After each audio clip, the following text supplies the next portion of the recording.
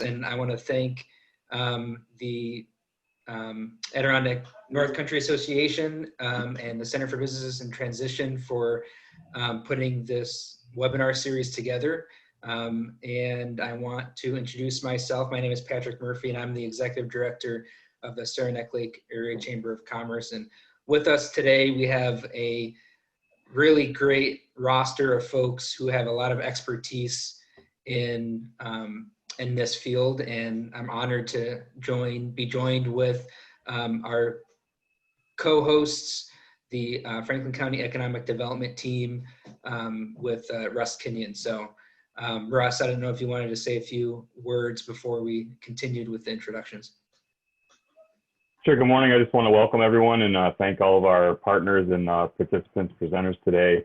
I echo Patrick's comments that we've got some really great minds together this morning to talk about how to market your business for sale, and we're happy to be part of this really important effort.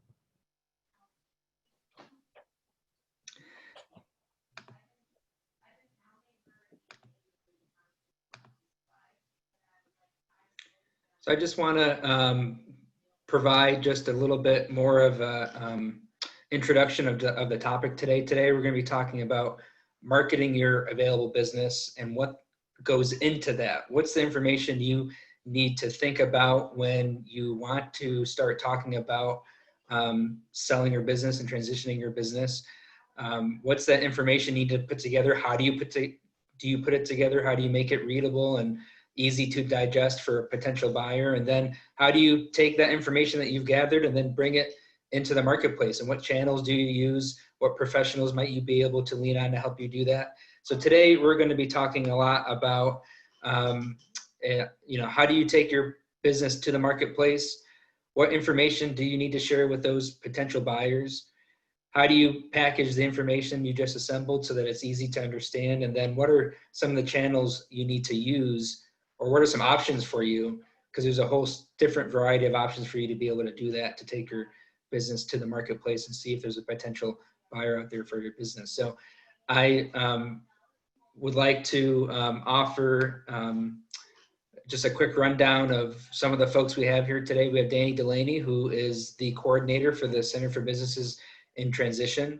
Russ Kinyon from Franklin County Economic Development, who is co-hosting this webinar with the Chamber today.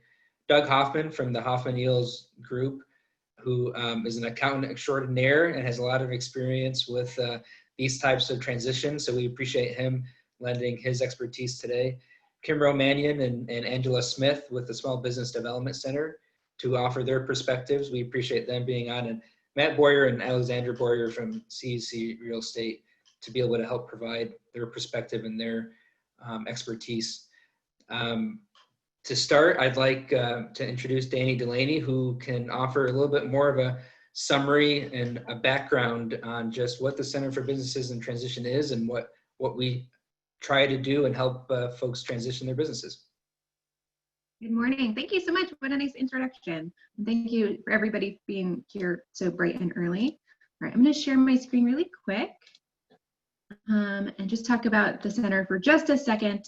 We've done a lot of these programs. There's a lot of information online, so I really don't want to go too far into this. If you have questions, you can reach out to us and let us know. But the North Country Center for Businesses in Transition addresses the issue of having maybe over 10,000 business owners in the North Country who are looking to retire, sort of what quote unquote some people are calling the silver tsunami. So we're a regional partnership. So it's not one person in one office. It is all of our economic development partners coming together, folks from the SBDC, technical service partners, anybody who's offering sort of low and or free or low cost resources to businesses who are thinking about transitioning. We offer sort of the beginnings of advice, right? Like we're not financial professionals, we're not attorneys, we're not going to be a real estate agent. But we're here to sort of help you start thinking through this process. Who are you going to need to put on your professional services team? What kinds of things should you be thinking about before you talk to a potential buyer? And we do a little bit of matchmaking as well. So we do work with folks who are not public about their intentions as well. So if it's somebody who might be interested in transitioning to one of their employees. So it's not really like they're going to put it sort of publicly. Or it may be somebody who is transitioning to more than one employee in the case of a worker-owned cooperative or something like that.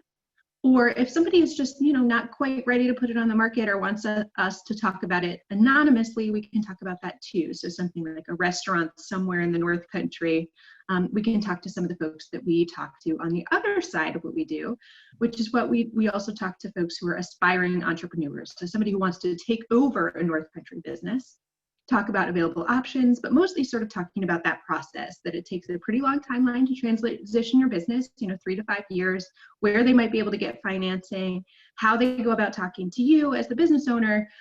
So all of those kind of things, just that sort of initial piece. We have a brand new website, www.ownanorthcountrybusiness.com, and you can check that out. A little bit of more information on there, as well as a guide, sort of a very localized resource guide to selling your business. And again, things to not, oops, sorry, that's wrong. Again, it's about things to think through and the kind of resources that are available here in the North Country, but not necessarily, not financial advice, not that sort of thing, but like the kinds of stuff that you'll want to start sort of pondering as you go through this project. More and more what we've heard from folks is that what they're looking for is just kind of where to start and how to get the ball rolling on their transition plans.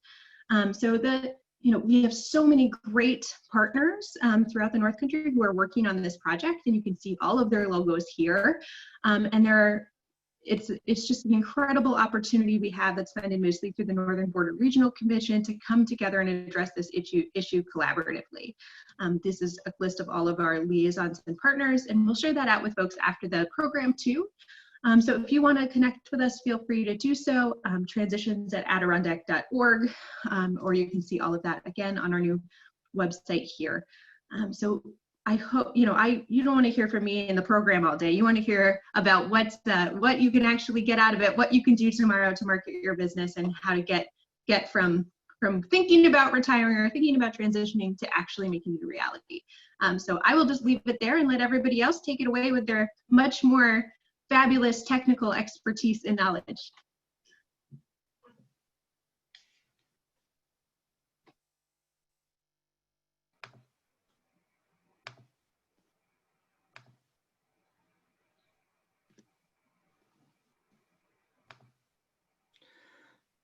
Well, thanks, Danny. I wanted to just kind of reiterate just how unique this type of partnership is with the Center for Businesses in Transition.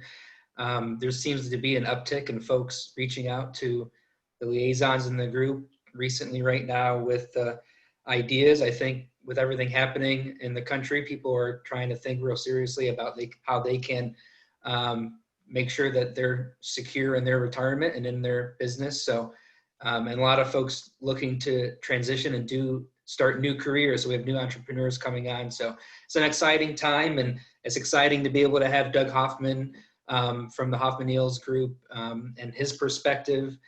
Doug has over 35 years of experience in accounting, and not only that, but helping small businesses and high net worth individuals with their estate, taxes, business planning, personal planning. And as I said, he's been doing that over 35 years. He started his own CPA firm. He worked at Pricewaterhouse and Company, was the controller for the Lake Placid 1980 Olympic Winter Games. He has just a world of experience, and we're happy to be able to have him here with us today. And I would like to turn this over to Doug Hoffman from the Hoffman Eells Group to be able to give an accountant's perspective of what it means to be able to start to market your business and what might go into that. Well, thank you, Patrick. Glad to be here today, and hopefully I'll give some useful information that people want to transition out of their business into retirement or their next career. So let me share my screen, and I'll get a PowerPoint up. I think you have to stop your share. There we go. And let me get down here. And there we go. Okay, I think everybody should be seeing that at this point. So let's talk about getting your business ready for a buyer to take a look under the hood.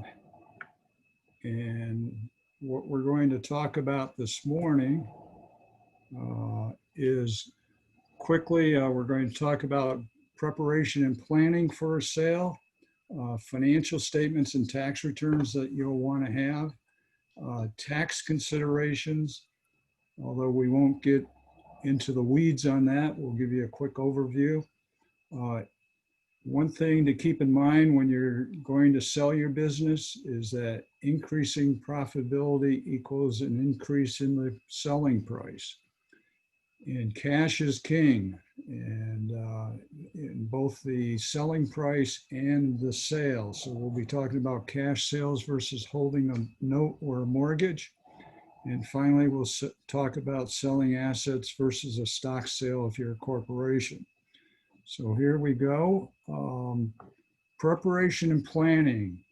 You want to start before you have to.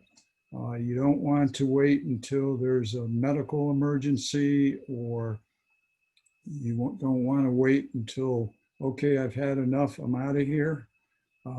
3 to 5 years is a good rule of thumb, and Danny brought that up in her introduction there. 3 to 5 years, if you want to get your business ready for a sale, that's when you want to start. And again, I want to say cash is king. Net cash flow after all operating expenses is the key to business valuations. I do business valuations and have been certified in that. And the bottom line is, especially in a small business up here in the North Country, people want to come in and be able to buy your business and pay for it out of cash flow. It's called leverage buying. Okay, let's talk about getting your business ready for a buyer to step in.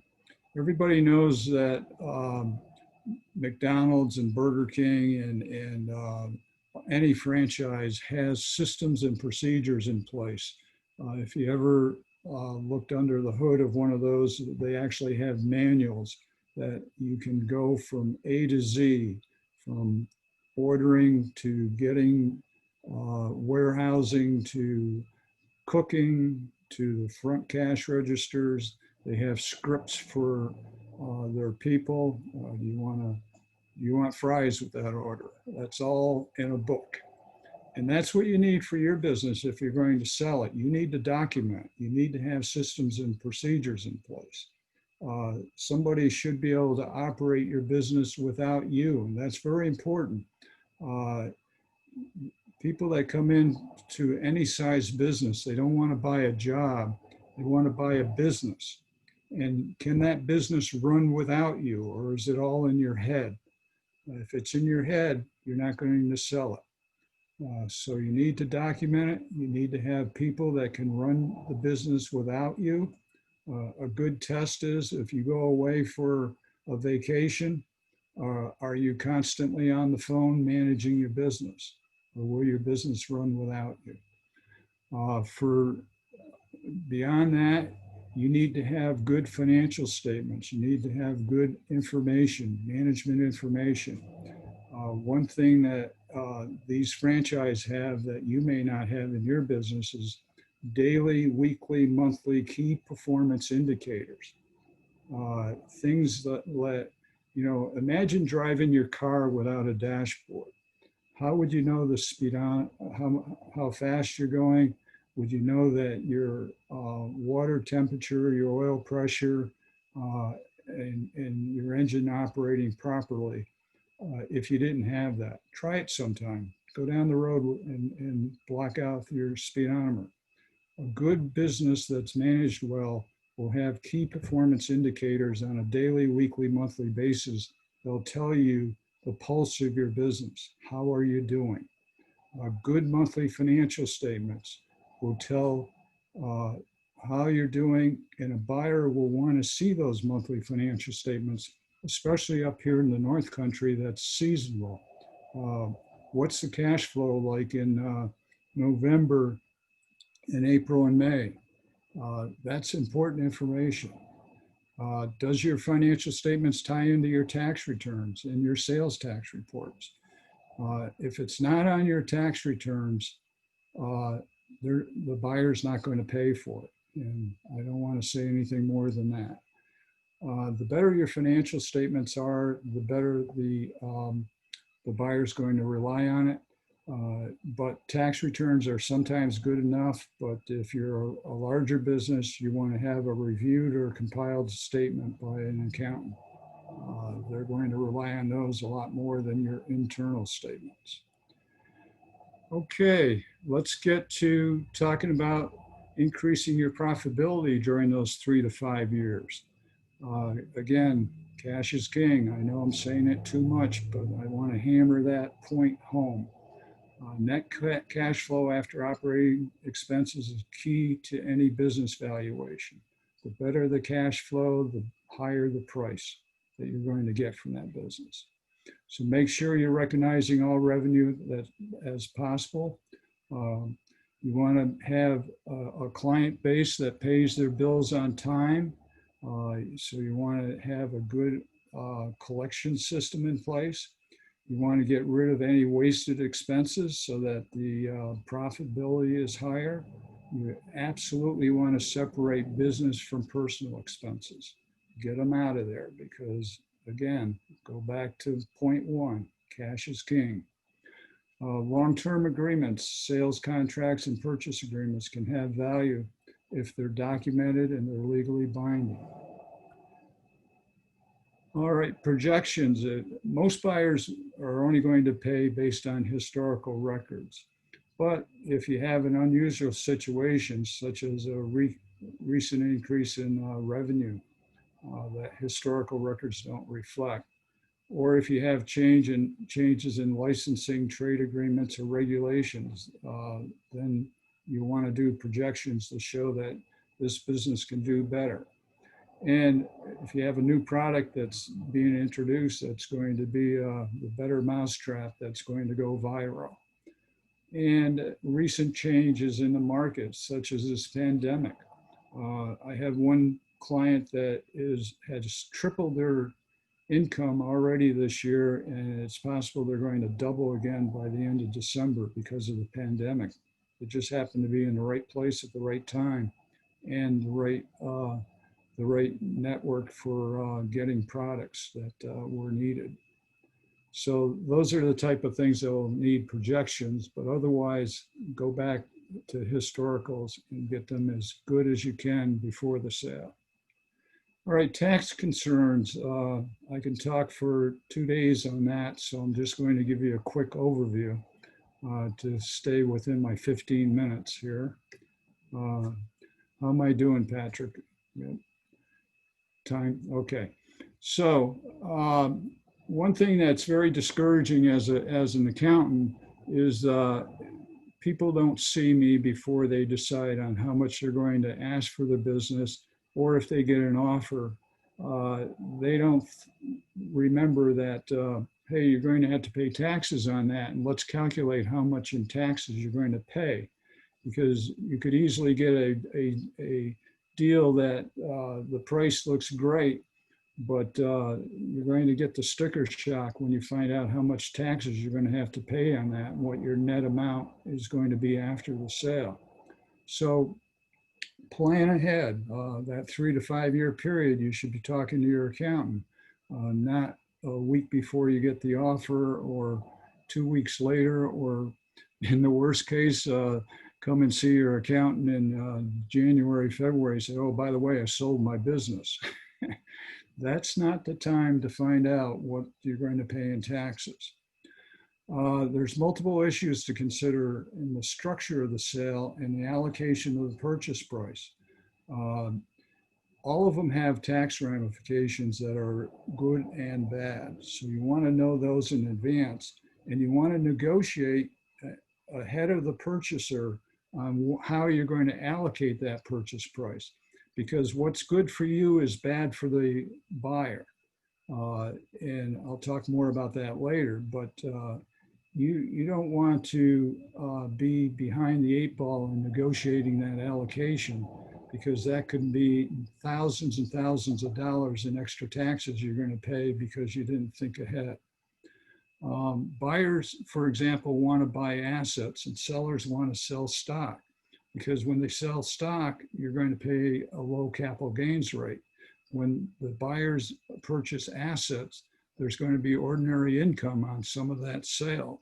So, however, in most cases, a buyer is going to win in the argument, and that's why you want to be ahead of the buyer in the allocation and deciding that, because again, there's beneficial and harmful to each side in the allocation of the purchase price.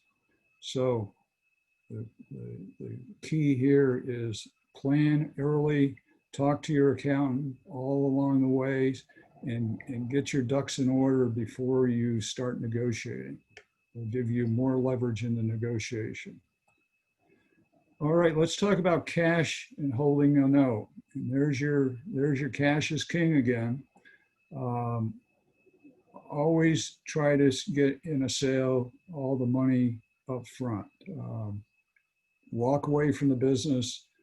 Don't be tied with an umbilical cord to the business for 5, 10, 20 years. Holding a note can be dangerous, but that doesn't mean you don't do it. You should, but if you do it, you should do the same due diligence that a bank would do. You're going to want to see personal financial statements of the buyer. You're going to want to, if it's a business, you're going to want to see their business financial statements. You're going to want to do the same thing a bank does, is get a personal guarantee. And if you do get a personal guarantee, make sure there's assets that the buyer has that he or she's going to put at risk in buying that business, so that if that business folds, you're going to be able to go back to the buyer and collect the money that's due through their personal assets. Just the same thing a bank would do. I can tell you horror stories about clients that I've seen over my 45 years that, that people have bought it. They ran the business into the ground and destroyed the business, filed for bankruptcy, walked away, and people that thought they had a good retirement income coming in on a monthly mortgage or note, all of a sudden they have nothing. And it's a very sad situation when you see something like that, because they don't even have, if they repossess the asset, they can't sell it again and get their money. So it can be done, but you want to do it with your eyes wide open, and you want to put a lot of ifs, ands, or buts around it to protect yourself. Okay. So that's the 15-minute quick overview of what you should be considering. And hopefully everybody can repeat, cash is king. Well, thanks, Doug. I appreciate it. Cash is king. There, I said it. Okay. But that was really insightful. There's a lot of really, I think, really good information there to give a nice overview of some of those different things folks can think of before they want to start taking their business into the marketplace. There's a lot of prep, as you said, years sometimes of making sure things are in the right place. So we appreciate your you being here and providing that information. We'll offer some time for questions and answers at the end, Doug. So please hang with us, and we'll see if there's questions that might be directed towards you. But now I'd like to introduce Kim Manion, who is going to kind of take us to the next step when it comes to thinking about what we want to do. So Doug did a good overview of some of those different areas we want to think of when we're prepping to take our business into the marketplace. And Kim is going to kind of go and do an overview of, once you get that information together, how do you make it nice and easy to be able to read so that when a buyer walks through the door, you have all that information right there. So I'd like to introduce Kim Manion, who is an SBDC advisor. Just a little background on Kim. She has a lot of extensive experience with in human resources as well as personal entrepreneurship expertise. She's well poised to help area businesses figure out their staffing needs, and she'll be working out of the Plattsburgh branch at Clinton Community College. She just came on recently, so I'd like to welcome Kim Manion to help talk about what it means to list your business and to provide some sell sheets for buyers. Thanks, Kim. Thank you very much, Patrick. So I was just sharing, there we go. Let me bring this up and we'll get this going. Cool, all righty. So you've done your homework, you've planned, you're getting ready to go to market. I know a lot, if you're like me as a small business owner, you've spent hours and hours and hours crafting the perfect email to go out, the perfect post, etc. But when it comes to marketing your business, you may not take that same rigor in bringing your business to market. And it's super important because, as we've heard throughout the series, it's tough to sell your business right now. You know, there are a lot of numbers out there, but a lot of people say that only 30%, give or take, of businesses actually sell. So putting a tight marketing package together is super important, and COVID certainly isn't making it any easier. COVID, if anything, is it making it more complex because the market's kind of crazy. And putting a great sell sheet together can really help you stand out. Not only because you have a really nice marketing piece to go to market with, but it tells potential buyers that you're really serious about selling your business, right? You've done your homework with your financials, you've spent the time to understand the various aspects and strengths of your business. And I think perhaps most importantly, because as a business advisors, when we're helping people buy and sell, one of the biggest questions is, how did you get to your valuation, right? How did you get to your valuation on your business? And not only going through the financials, but going through the strengths and the key assets of your business can really help you defend your valuation. It can also really help you in the negotiation when you're going back and forth on your, when you're negotiating with a potential buyer. And what was really kind of fun, I was going through creating a sales sheet with a client yesterday, and he said, you know what, this is giving me the confidence to go into the market. I feel like I've put a professional piece together and I can go out there and present it to, he had some people or some potential buyers in mind that he wanted to get it with. And I just thought that was kind of a really interesting thing. So you may not be familiar with the term sell sheet, but I know you're all familiar with a resume, right? So very similar to it's basically a resume for your business. And similar to a resume, you want to be very tight and concise. This is a marketing piece, right? You want to present your best strengths, highlight your assets.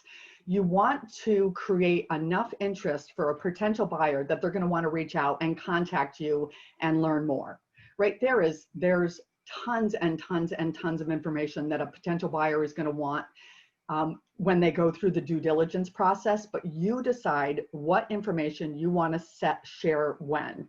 A more comprehensive kind of selling memo that is far deeper, a dive into your business, you can share after you have a non-disclosure signed.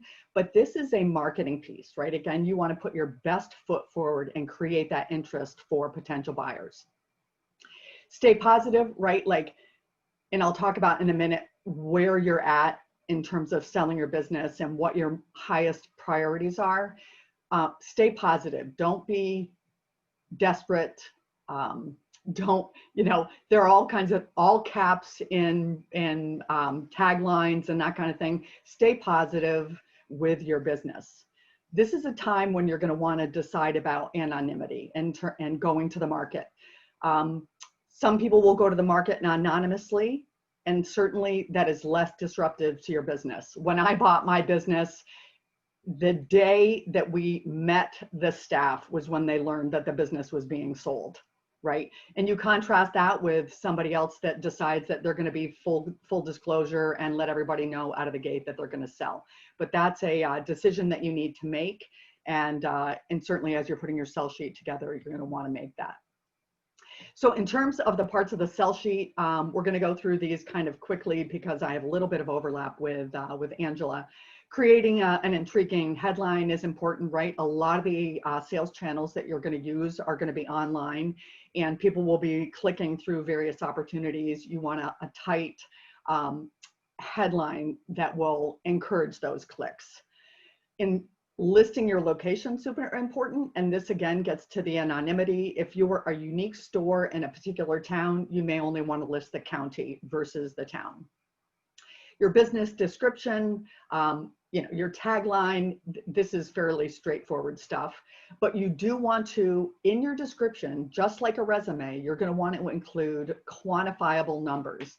Like I was writing some things down, you have a 350 long-term contracts. You're the only so-and-so type of business within 5, 10, 15 miles. Recession resistant, excellent financial history, things like that. You're going to want to include very quantifiable, cold, hard facts.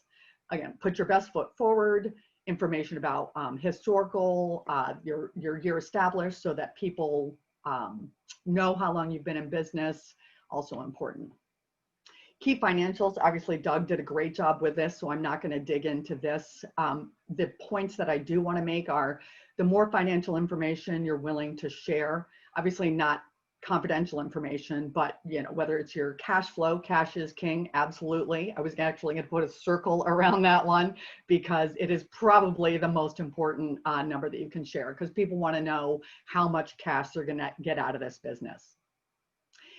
In terms of thinking through this, and again, this is just my 2 cents, think about your own personal motivations and where you are at with selling your business. Are you kind of at wit's end and it's time to go, or are you still a few years away? Because that plays into your best case scenario, right? Like I am dealing with a client and this happens. Some wealthy man out of New York City wants a pet project for their soon to be college graduate, right? And they buy a business and they're willing to pay top dollar, right? Versus, what is your walkaway number? And Doug made a great point around thinking about whether or not you're willing to hold paper.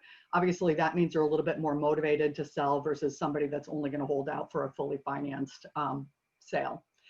Leave a little room for negotiations, certainly, right? We don't want to overstate the value of the business, but certainly in negotiating, people want to feel like they have won a little bit. And negotiation is definitely an art.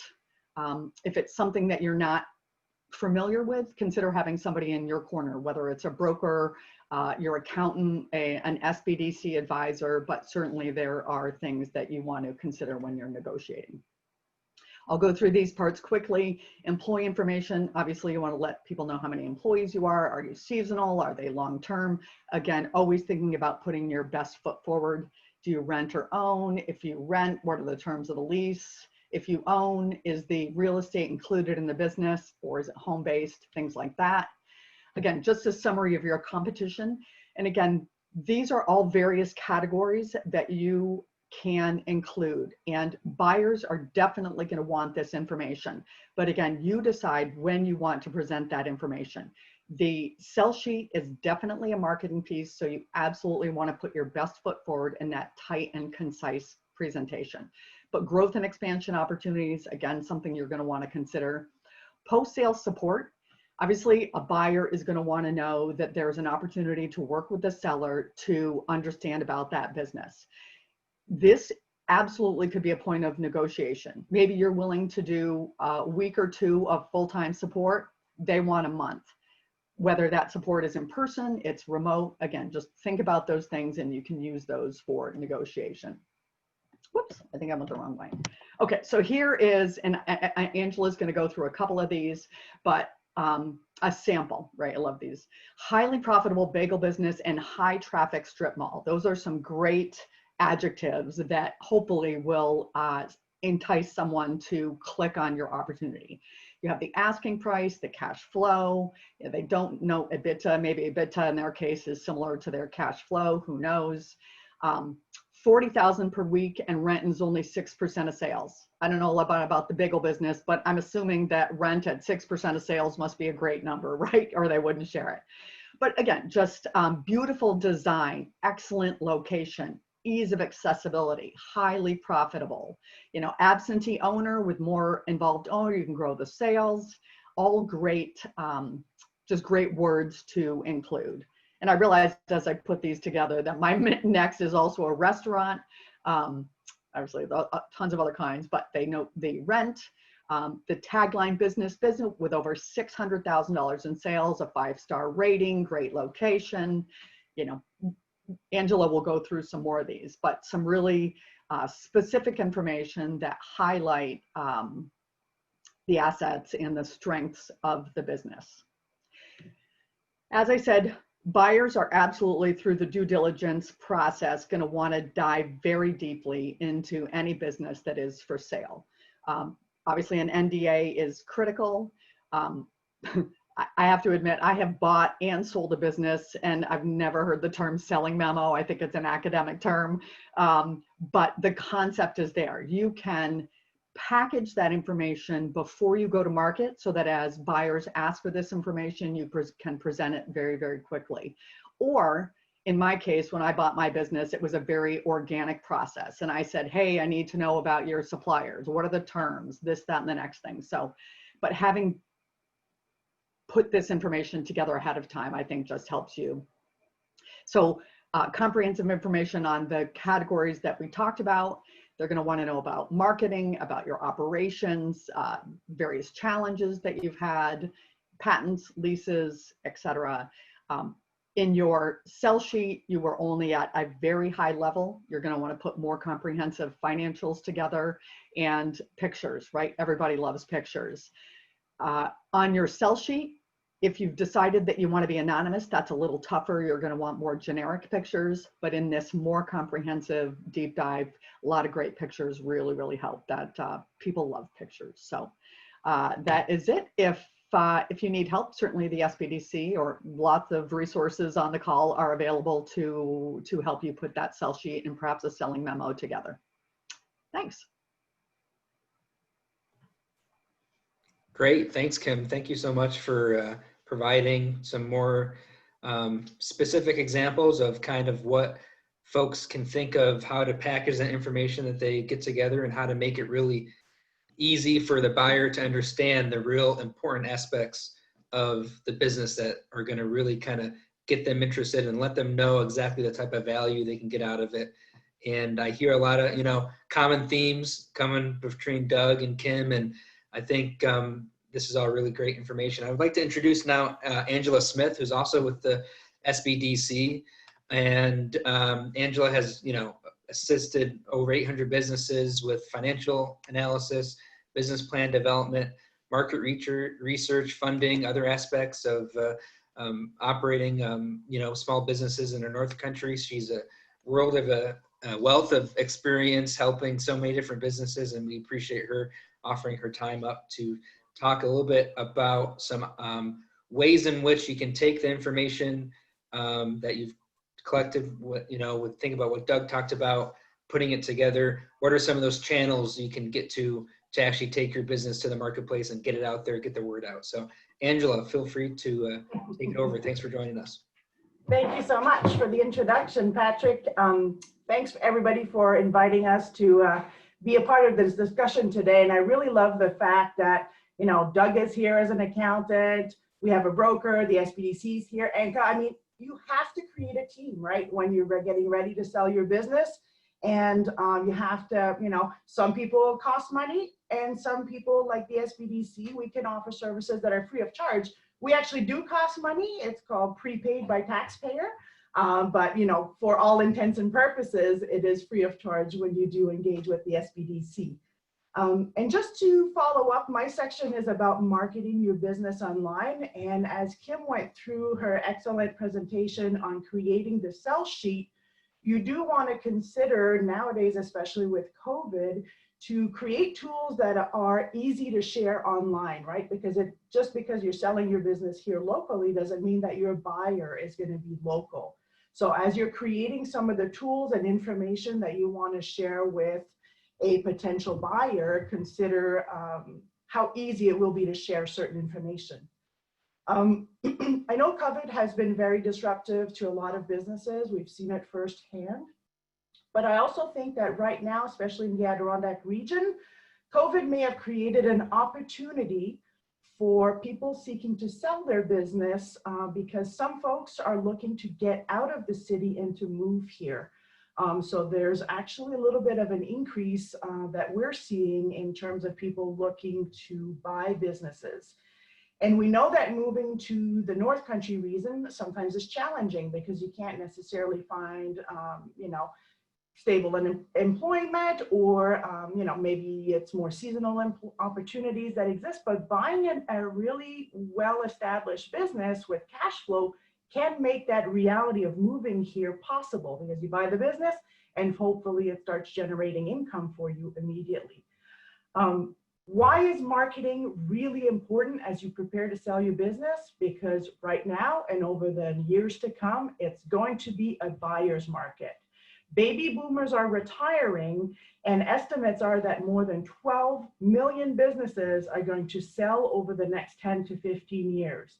In our region, the numbers are estimated at somewhere between 10 to 16,000 businesses are going to transition. And the reality, as Kim mentioned, is that 2 out of 3 businesses are really struggling to find a buyer. So if nobody knows about your business, it becomes very difficult for someone to become interested and potentially make an offer. So marketing, again, becomes very important. And I'm not saying you need to mass market your business, but you need to identify key people that may have interest in your business and make them aware that they can potentially acquire it. If you are in the restaurant, lodging, and retail industry, there are many, many of these kinds of businesses for sale. So you're going to have to play really hard and focus on marketing to get noticed and to actually hook someone to actually start a conversation about whether or not your business is of interest to them, right? The competition is pretty fierce. So I think I've made my point about why marketing is extremely important. So how do we get your business in front of people? And in this case, when we go online, potentially in front of millions of people. So consider listing it online. So there's many, many different online marketplaces to choose from. Today, we're going to focus on the largest and most popular, which is BizBuySell. Of course, listing your business online is very exciting, lots of opportunity for people to see your business, but there's also a ton of competition. If you notice the last bullet point, on BizBuySell, they have 45 current active listings. So you're going to be one of the many fish in the sea, so how do you get noticed, right? When you work with BizBuySell, their claim is that they are the largest business for sale marketplace, and they get over 10.7 million page views a month and 1 million individual visitors per month looking potentially to buy a business. And they have successfully sold over 100,000 businesses. But despite these huge numbers, when you look at some of their statistics on their insights section, only 1 out of every 5 listing on BizBuySell will actually sell on their platform. Doesn't mean the business might not sell after being listed on the platform, but that's 20% of businesses listed that are going to successfully sell their businesses. And again, as I was saying, the baby boomers are retiring, lots of businesses on the market, so marketing is really important. Little bit of information on BizBuySell. So as you can see, we're talking about the baby boomers retiring, and we see that in the BizBuySell numbers, right? So there's a steady increase. COVID will have affected the 2020 numbers slightly, but actually in April, those numbers started rebounding. So yes, COVID slowed 2020 a little bit because of uncertainty, but the trend is actually going back up. Another reason why BizBuySell can be an interesting place to get information from is because they have really amazing data tables. It'll show you where businesses are selling, what the average price of a business is. We can see here in Northern New York that, you know, it's not as hot as a market because people are moving south, right? Georgia, Florida. And that our average median sale price is closer to the $225,000 mark. So businesses are going potentially for a little bit less. What I like about BizBuySell and this data is that in the world that I work in with small business, this is us, right? This is what small business looks like often in the North Country, and businesses are selling. So, you know, I took a quick look, like in Troy, Albany, Schenectady. Right now, there's about 80 listings, and the median price was $200,000. Average cash flow about $100,000, and 77%. So if you're listing the business for $200,000, on average, a business was selling for 77% of the asking price, or 2.58% of cash flow. So this data that I'm sharing now is just a little bit newer, as this slide I had prepared in 2019. So the data is a little bit fresher that I'm sharing. So another, you know, good piece to think about adding when you're promoting your business is convincing people why they should move here, right? If people have a tendency to want to move to Florida and warmer pastures, you might not be able to change your mind, but you know, a lot of businesses do spend some time selling lifestyle up here, right? Ski in the morning, work your shop all day, clean, fresh air, beautiful mountains, space, right? Right now with COVID, safe. So these are all things, as you're promoting your business, you also remember that you're promoting the region and a lifestyle. People move to the Adirondacks in large part because they want a different lifestyle than potentially what they currently have. What I like also about BizBuySell is that they have a great learning center, right? So you have videos, you have articles, so preparing for the exit, how to attract buyers, negotiations. So all this information is free to you, and you can have a look at the different topics they have on their website.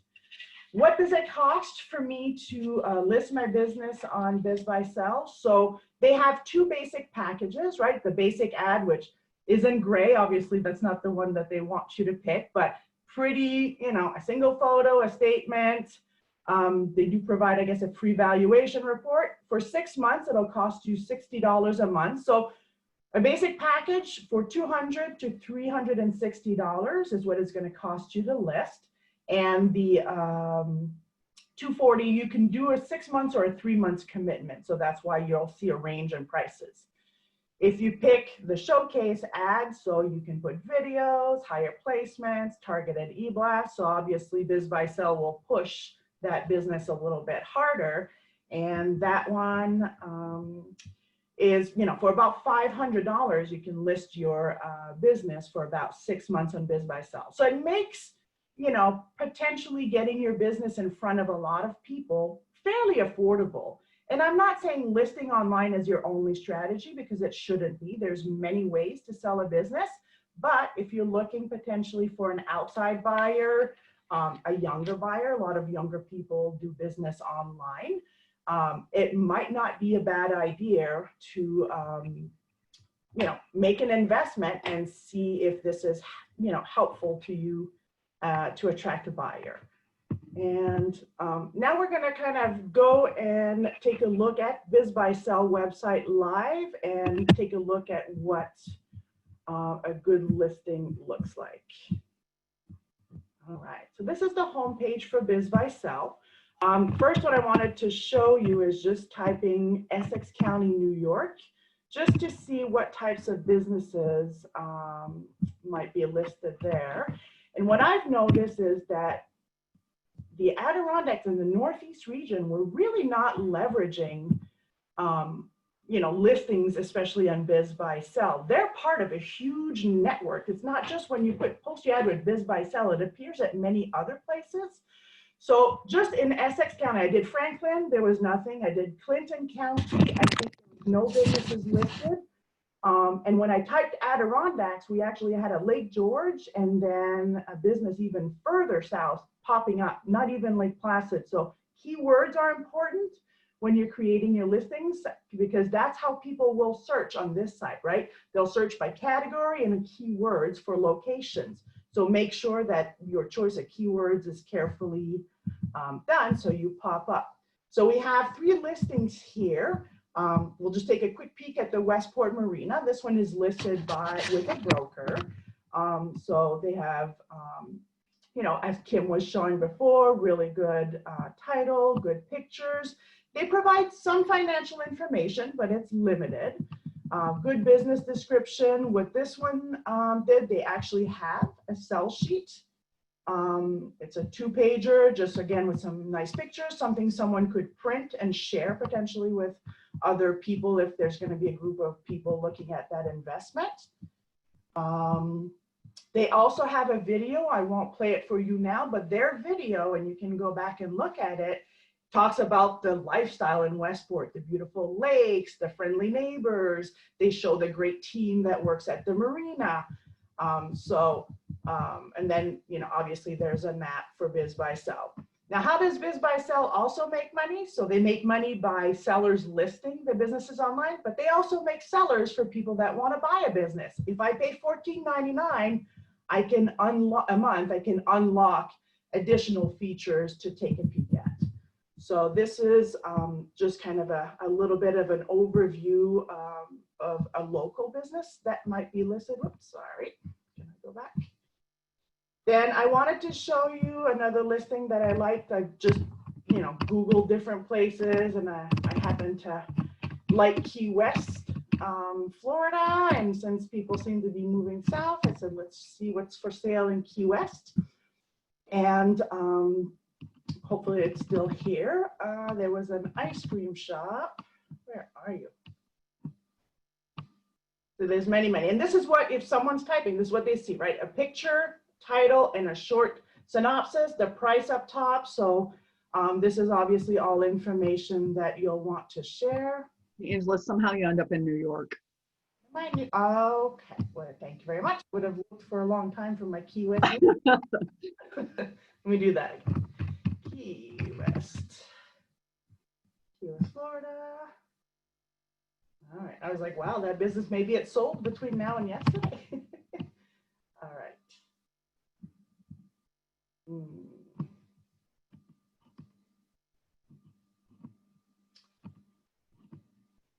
All right, so there's quite a number of businesses for sale in Key West, and of course I don't see the same ice cream shop I was excited to share with you guys yesterday. Let me see if it's this guy here, but I don't think so.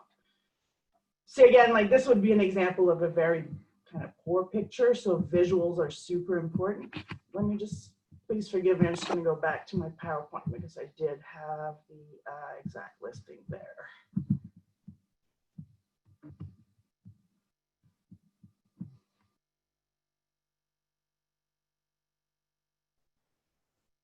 All right, so this is the listing in Key West. So price reduced, so this buyer's motivated. The ice cream's been around for 10 years. Not a big fan of this picture, like how you choose, you know, the picture doesn't fill up the screen. So I think that's potentially a missed opportunity, but they've included multiple pictures. The location in Key West, people that are familiar with Key West will know immediately, you know, if you show the outside of the building where it is. But if we do look at this listing, they've actually filled out all of the financial, you know, high level information. So value of FF&E, gross revenue, cash flow, the rent, right? They've also put just a little bit of information on everything. They've attached a non-disclosure agreement. So again, everything is there to kind of make it easy and quick for people to engage. And if you're really motivated, sign that non-disclosure and let's start talking.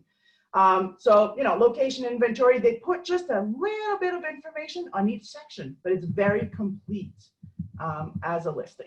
So, you know, again, buying and selling a business online is not necessarily the right strategy for everybody, but it is certainly a strategy you should consider. And, thinking about online listings, if you work with the Center for Businesses in Transition on that very nice website that Daniel was showing, ownanorthcountrybusiness.com, you can actually get a listing for free there. And the SBDC, we actually refer a lot of people to work with the CBIT because the benefit is that they can potentially help matchmake. So they have a list of potential buyers and a list of people who want to sell a business. And again, because 2 out of 3 businesses are struggling to find a buyer, that matchmaking piece is key. So if you want to work with the SBDC, it's our pleasure to be of assistance, and I won't go through everything, but that will do it for my online, listing your business online. And of course, there's a lot more we could talk about, but I know we've got to talk to our broker friends now. Thanks, Angela. That is, it's really interesting to see an option out there for folks to be able to, and something that is new to me that I didn't know was out there, was a platform built just around, folks who need to be able to sell their business. I know there's a variety of ways that folks can be able to, talk about their business, and BizBuySell is one. I think people have even just done it on Craigslist. There's different ways in which folks can think about how to get their business out into the marketplace. And it may not be the best for everyone, but there are just a variety of tools. And some other folks that might be able to help, communicate your available business to the broader public is CDC Real Estate, or just, some real estate brokers out there in your neighborhood. But Matt and Alexandra have just a wealth of experience being licensed New York State realtors and brokers.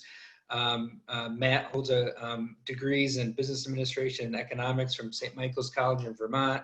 He's been in the real estate business since 1992 and has leased and sold just millions of square feet of commercial industrial space in New York State. So we're happy to have his experience on the line here, and also Alexandra's, who is a licensed New York State associate broker, and also is the owner of a New York State Certified Women in Business Enterprise, which is a marketing services consulting company. So we just have another lens to think of how folks try to bring their business to the marketplace.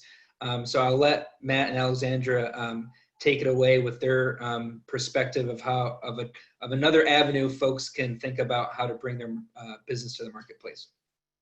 Awesome, thank you, Patrick. Thanks, Pat. First of all, we just have to say this program is awesome. The advice that everyone's thrown out there, to be honest with you, we've already learned quite a bit. So it's been very beneficial for us as well. Even though we've been doing it, well, for me, too long, but since I had a full head of hair, but 28 years. But you can always learn more, and every business is a little different. So we've learned a lot. And again, compliments on the program. I think it's great. Number one, it's important to say, and I think you said it well too, Pat, is we're not here saying that you've got to hire a firm like CDC out there. I think we just wanted to be involved, to give that little different perspective as to what the process might be like to get some help in thinking and or starting to promote your business for sale. Cannot stress the importance that's already been stressed by the program of bringing in professionals like accountants and or attorneys and or financial advisors, but definitely having someone to help you through the process, because there's always going to be some surprises, no doubt about that. We thought we'd look at it as kind of with a simple or a simplified approach, almost a case study format. We discussed one business we sold a few years back and kind of took it from start to finish and how we went through the steps with the seller. Hopefully it's helpful. It'll definitely cover much of what's been said, but maybe if there's a few new tidbits that the folks out there can pick up, that'd be great. And we definitely love questions. So if questions fly in for after, we're always glad to answer them. And basically, we thought we'd look at a North Country seasonal campsite that sold. It was up in Moores Forks, New York, not far from the Canadian border. So we thought we'd just, use some of the steps or go through some of the steps. So, of course, step number one, we think it's important that you sit down with a professional, someone that can help you, I think, market the business, or whether it's SBDC or almost anyone in the group of professionals here today, to at least start the discussion. It doesn't mean you have to hire any of us, but I think that we're all willing to give some of our time without sending a bill to help some of our North Country neighbors sell the business. So definitely sit down with a professional. When we met with this campsite owner, he and his wife were extremely nervous. They couldn't stress the discretion factor enough, and frankly admitted that they had thought about selling the business for probably a year at that point, but were afraid to mention it to anybody for fear that the campers might hear about it, or that the local community might hear about it, or some of their employees might hear about it. So we always let them know right in call number one that we will be as discreet as absolutely possible, that we're glad to sign a non-disclosure agreement or confidentiality agreement right from the start, so that the word just doesn't go out there until they're ready to put it out there in some way or fashion. And even if they don't hire us, it stays discreet. So we're always glad to do that. And we realize how important it is. That first meeting that we have with them, it's important that we understand all of the items that have been discussed earlier, understanding the history of the business. Why did they start the business if they're the ones that did start it, or why did they purchase it?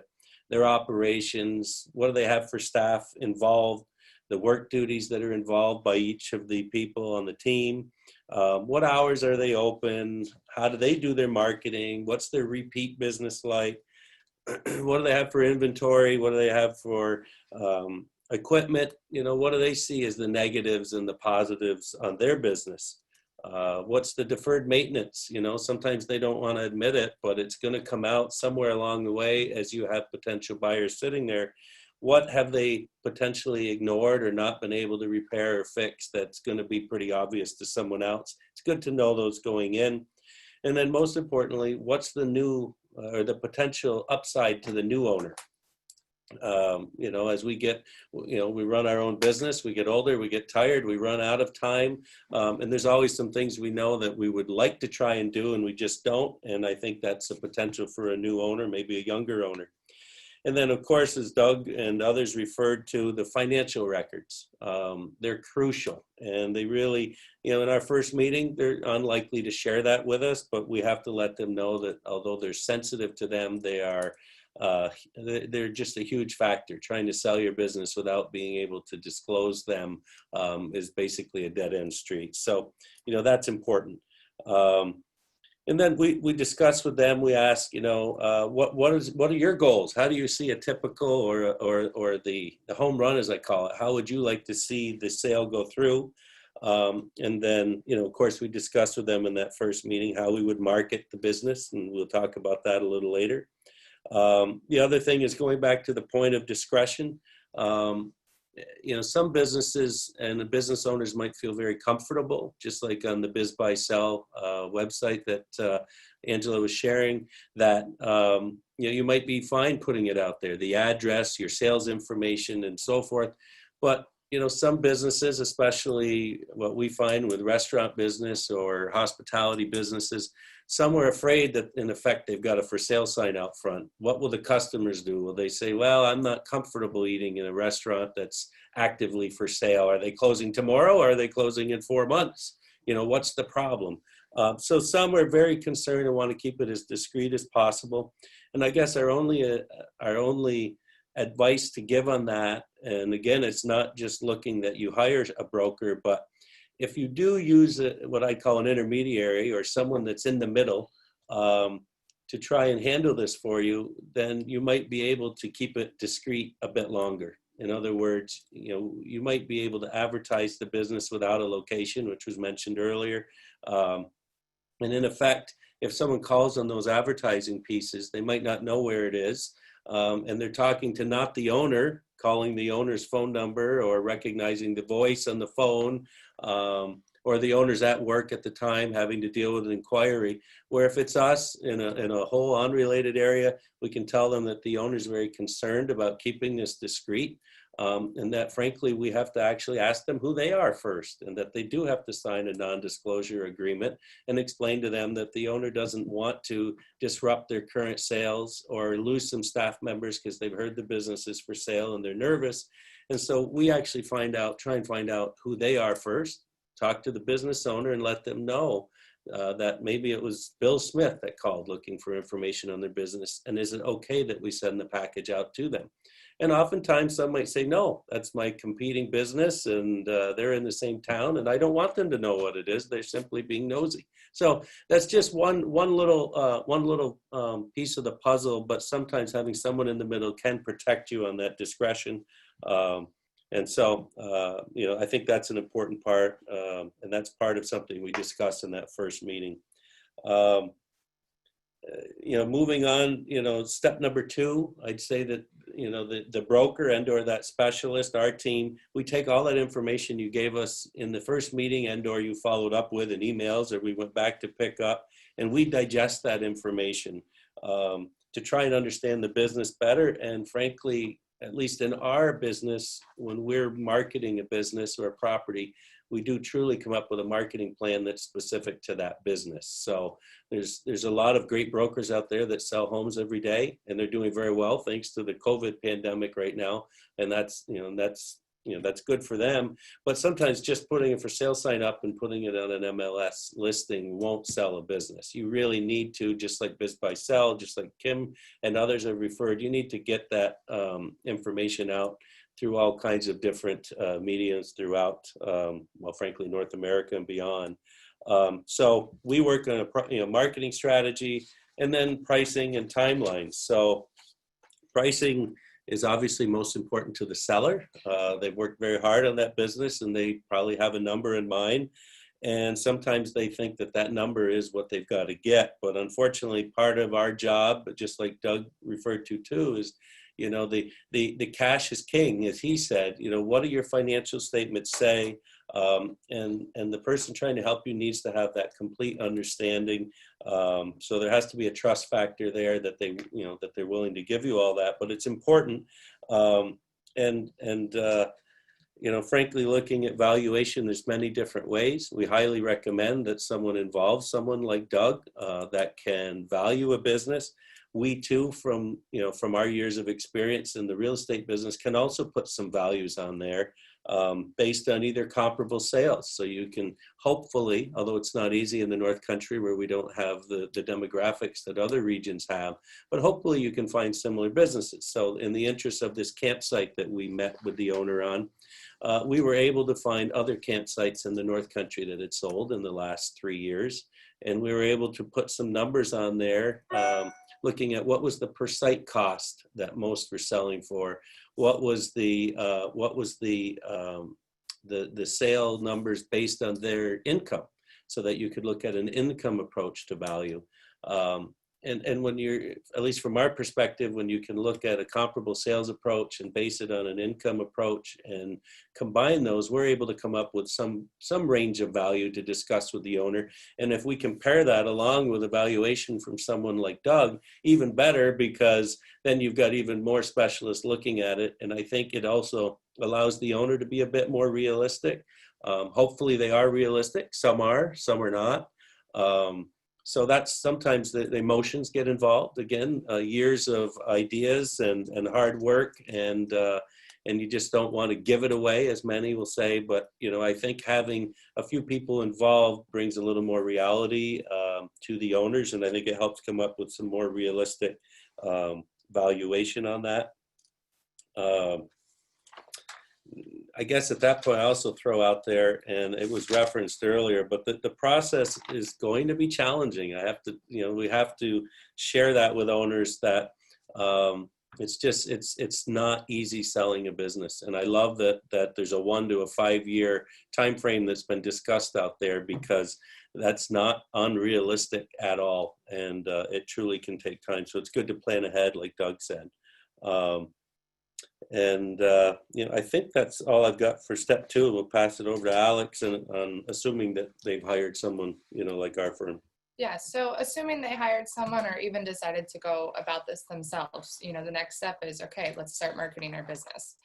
And, Kim and Angela brought up some awesome points, and I'll probably skim through some of mine because they'll be repetitive. But the first place where we start and where any potential seller should start is research. So who is most likely to buy your business? Who are we targeting? And I think a lot of that is dictated by how discreet you want to be with your business. So are we wanting everyone to know that the business is for sale, in which case we can do print ads, billboards, etc.? Or are we looking to keep it more discreet and maybe a more targeted approach? And for this particular case, we were looking at a more targeted approach because discretion was very important. So for this particular case, we felt that the most likely buyer of this business was going to be someone in a similar business. So what we did was we created a database with different campgrounds and their owners' names and addresses within a 3-hour radius of our site. And a little old school, but we actually did a direct mail campaign with this database. But it's a great way to do a more targeted marketing approach because you can keep your letters as discreet as needed, and you can also make it as aggressive as you want. You can send 1 letter, maybe you do 2 letters, and you follow up with a phone call. Going even more old school, we actually hand address all of our envelopes. And the reason for that is that we think it has a better chance of somebody opening the mail. So that's just one avenue that we look at. Another approach would be some print ads. Again, this goes back to how discreet or how open you want to be, but you can do local regional ads. We do, as Matt mentioned earlier, we also advertise in Canada. We have a lot of Canadian connections thanks to our history.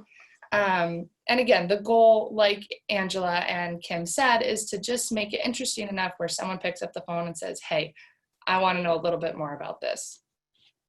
And again, other cost-effective ways, of course, is online. There's many avenues that you can explore. BizBuySell is a great one. Social media is very cost-effective. It's often free. And of course, there's other avenues like LoopNet and CoStar. And, one of the benefits of working with an expert such as Angela or Kim or us or anybody else here is that you get the use of their own networks that they've compiled throughout the years. So we are members of NYSCAR, which is New York State Commercial Association of Realtors, which is a group of realtors all throughout the New York State looking for investors or for properties or businesses for clients. We're also guest members of the Society of Exchange Counselors, which again is a group of investors all throughout the country looking for investments. And we, of course, have over the last 30 years, more Matt, 30 years, me 10, but developed our own network of investors and clients and business professionals and other experts that we can market your business to as well and help get that word out as discreet or as open as possible. So those are just a couple different avenues you can look into. One of the most important components of this marketing campaign, as Kim had mentioned, is that sell sheet or your marketing materials. That's what's going to catch people's eye.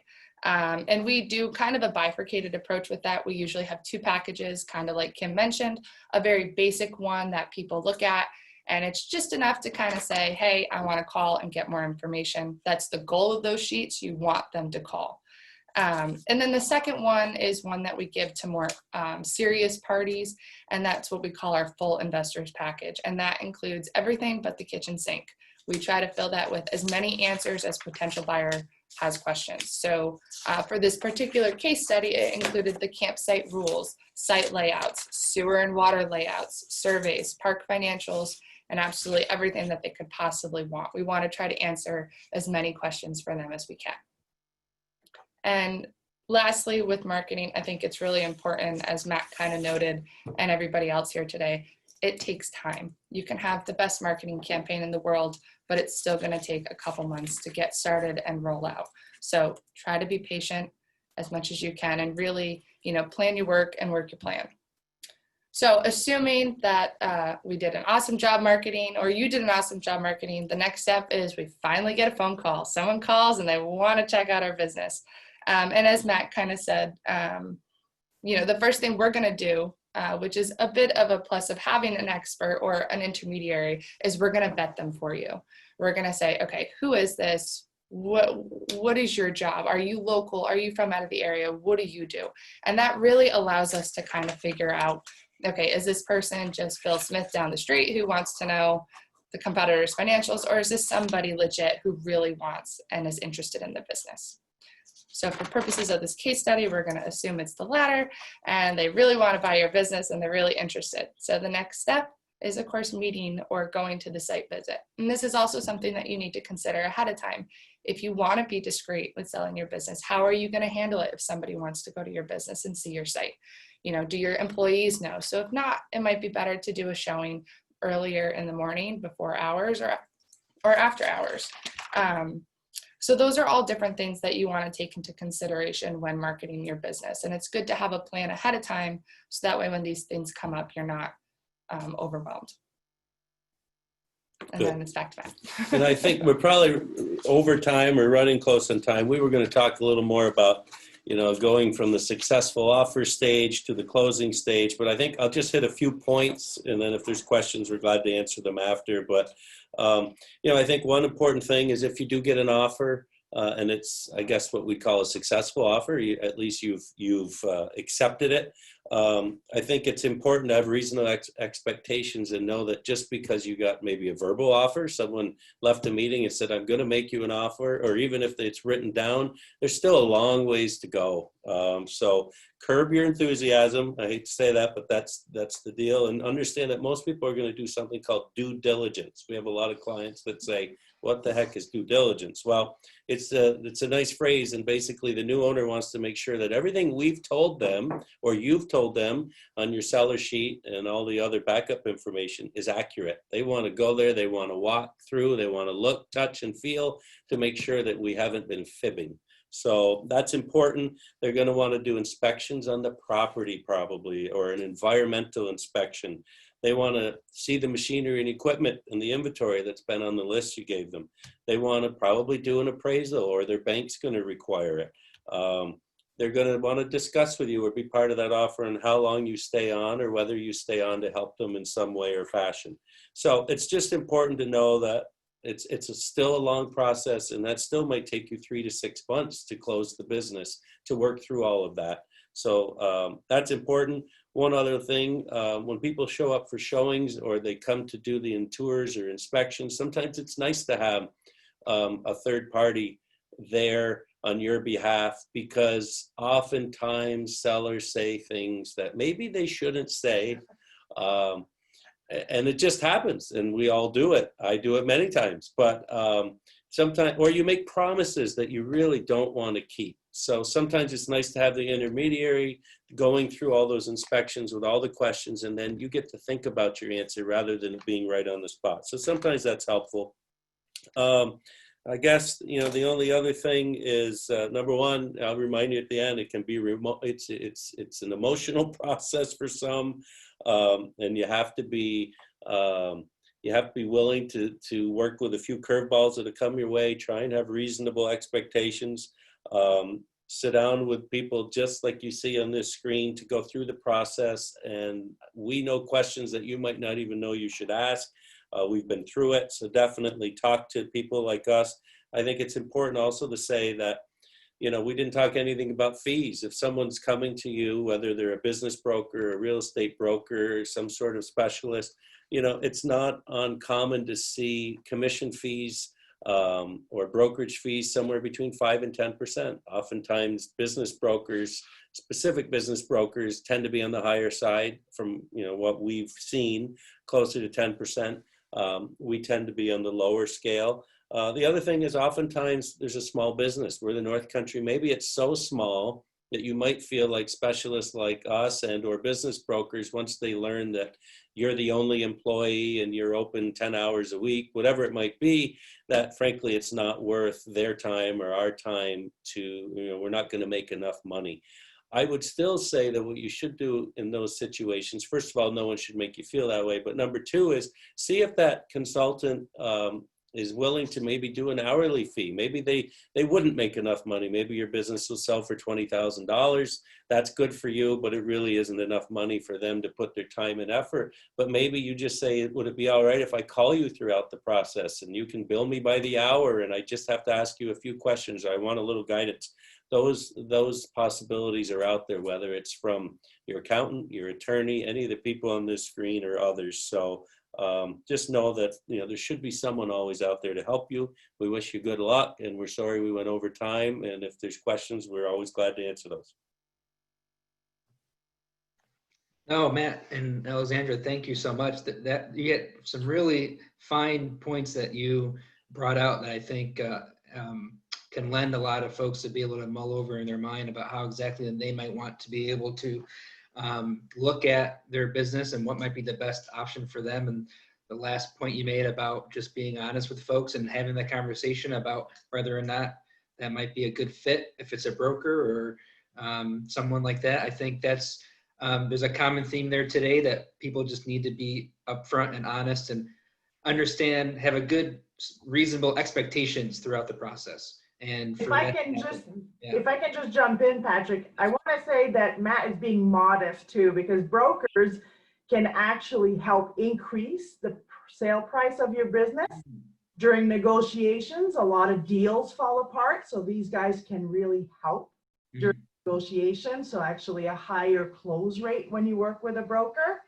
And it's a lot of work if you're trying to run your business and kind of field all these inquiries. So they are doing some of that work for you, vetting, asking questions, scheduling the appointments. So a broker can bring really a lot of value to the sale process. So I thought you were too modest, Matt and Alexandra. We didn't want to go too hard on the sell part, but there is one important point, and I did want to mention, and that is whether maybe your team that's at your business is who is likely going to buy the business, but yet you, as much as you love them and as much as they've helped you build your business, you may still want to get a value that is more, that's higher or fair to you, and you don't want to be taken advantage of. So sometimes when you do hire a third party to get out there and market it, it does keep your potential employees that might buy it more motivated. Or if you have a likely buyer, it keeps them motivated just to know that someone else is out there marketing your property. They might step up and say, I've got to offer the higher price. So it can help on your valuation as well. So. And I'm just going to jump in here too. I think one of the greatest things that a broker can do is they actively target buyers. They go out and find buyers, right? So when you're selling your business, you're still running your business, right? Like it's taken every effort you can to put a sell sheet together, much less going out and finding buyers, right? And so brokers can actively identify buyers and bring buyers to you. And I think that's one of the greatest things, in addition to a whole host of other things, but that's one of the great things that they can do for you. Well, thank you both Angela and Kim for adding those points to help bolster the understanding of what brokers can do and what Matt and Alexandra's team over at CDC can help do. We do have a couple questions that came in through the chat that I'd like to pose to the group if folks have some time to be able to participate in that. And I'll start with Doug. There was a question about holding a note. So if you could provide just some insight in if goodwill is a good item to hold on a note and include that in the note, since banks don't like to look at goodwill within their process. What's your perspective on that, Doug? Yeah, I agree. I gave a lot of negatives on holding a note, but if you've done your due diligence on the buyer and you feel secure with it, it's good. It's a good way to go. It does help the buyer because goodwill can be amortized over 15 years.